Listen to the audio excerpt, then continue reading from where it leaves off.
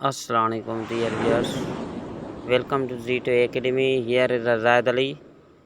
अॼु साम्हूं जेका स्क्रीन ते टेस्ट नज़र अचे थी इहा रिलेटेड आहे फिज़िक्स सां। हिन टेस्ट खे करण खां पोइ इंशाल्लाह तव्हांजो बाक़ाइदा सां कॉन्सेप्ट क्लियर थी वेंदो।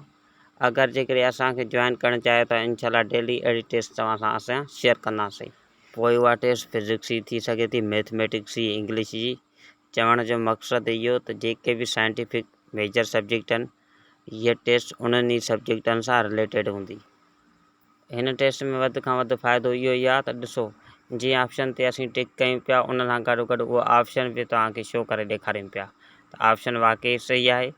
ऐं टेस्ट जे आख़िर में सॼो मां तव्हांखे स्कोर बि ॿुधाईंदुमि केतिरो स्कोर थी सघे थो। प्लस में ॿी शइ इहा त आख़िर में जेके बि असीं आंसर टिक कया आहिनि इहे सॼा तव्हांखे मां शो करे ॾेखारींदुमि। ठीकु आहे, उन में तव्हांखे फ़ाइदो इहो थींदो तव्हां नोट्स ठाहींदा हलो या प्लस में तव्हां जेकॾहिं प्रैक्टिस करणु चाहियो था ऑनलाइन उहा बि करे सघो था। ऐं एंड में जेके बि सही जवाब आहिनि उहे तव्हांखे मां बाक़ाइदा सां शो करे ॾेखारींदुमि। हिन टेस्ट में वधि खां वधि तव्हांखे फ़ाइदो इहो थींदो जेके बि जॉब्स अचनि थियूं उन में अहिड़े टाइप जा ई क्वेश्चन हूंदा आहिनि। प्लस में यूनिवर्सिटियूं जेके बि वठनि थियूं एंट्री टेस्ट उन जे हवाले सां इंशाल्लाह तव्हांखे बाक़ाइदा सां कॉन्सेप्ट क्लियर थी वेंदो।